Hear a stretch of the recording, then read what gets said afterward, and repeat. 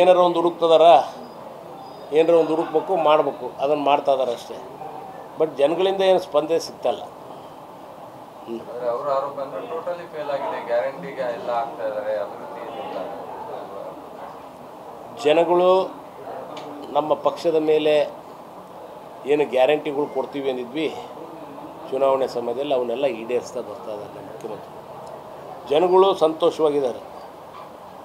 ಜನಗಳು ಒಳ್ಳೆ ರೀತಿಯಿಂದ ಎಲ್ಲ ಯೋಜನೆಗಳನ್ನ ಅವರಿಗೆ ಉಪಯೋಗ ಆಗುವ ಕೆಲಸವನ್ನು ನಮ್ಮ ಸರ್ಕಾರ ಮಾಡ್ತಾಯಿದೆ.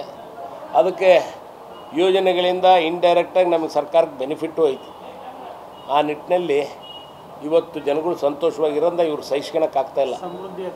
ಅದಕ್ಕೆ ಇಂಥ ಒಂದು ಕೆಲಸ ಕಾರ್ಯಗಳು ನಾವು ಮಾಡ್ತಾಯಿದ್ದಾರೆ.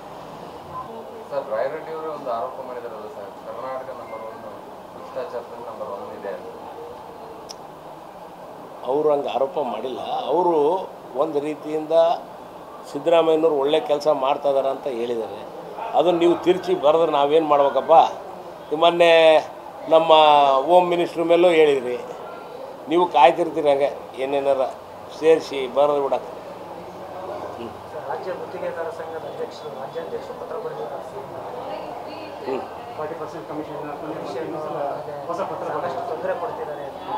ನನಗೆ ಗೊತ್ತಿಲ್ಲ, ಐಡಿಯಾ ಇಲ್ಲ, ತಿಳ್ಕೊಂಡು ಹೇಳ್ತೀನಿ. ಬಂದದ್ದು ಪತ್ರಿಕೆಯಲ್ಲಿ ನೋಡಿದೆ, ಅದ್ರ ಬಗ್ಗೆ ಪೂರ ನನಗೇನಷ್ಟು ಮಾಹಿತಿ ಇಲ್ಲ. ಓಕೆ ಸರ್, ಬರ್ರಿ.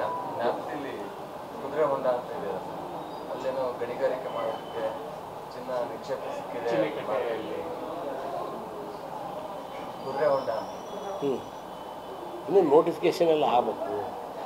ಗ್ರಾಮ ಸ್ಥಳಾಂತರ ಮಾಡಬೇಕು ಅಂತ ಅದೇನು ಬಂದಿಲ್ಲ. ಆ ಟೈಪ್ ಯಾವ ನಮ್ಮ ಇಲಾಖೆಗೆ ನಮ್ಮ ಮುಂದೆ ಯಾವುದು ಅಂತ ಪ್ರಸ್ತಾವನೆ ಬಂದಿಲ್ಲ.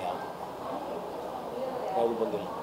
ಊರಿನ ಗ್ರಾಮಸ್ಥರ ನಿಮಿತ್ತ ಮತ್ತೆ DC ಅವರೆಲ್ಲರಿಗೂ ಮನವಿ ಮಾಡಿದ್ವಿ, ಸ್ಥಳಾಂತರ ಮಾಡೋದು ಬೇಡ. ನನ್ನ ಹತ್ರನೇ ಬಂದಿಲ್ಲ. ಅದ್ರ ಬಗ್ಗೆ ಏನು ಪ್ರಸ್ತಾವನೆ ಬಂದಿಲ್ಲ.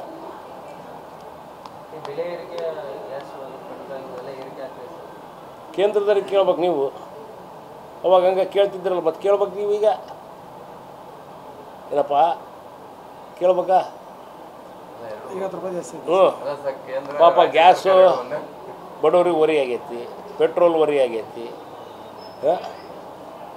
ಅದಕ್ಕೆ ಕೇಂದ್ರದವ್ರಿಗೆ ಮೋದಿ ಬಗ್ಗೆ ಕೇಳ್ಬೇಕಾ? ಕೇಳ್ರಿ. ಅದ್ರಾಗ BJPಯವ್ರಿಗೆ ಕೇಳ್ಬೇಕು ಫಸ್ಟ್ ನೀವು. ಸಿಲಿಂಡರ್ ಜಾಸ್ತಿ ಮಾಡ್ಯಾರ. ಅದೇಪ್ಪ ಸಿಲಿಂಡ್ರದು, ಪೆಟ್ರೋಲ್ದು ಎಲ್ಲ ಹೇಳಿದ್ದು.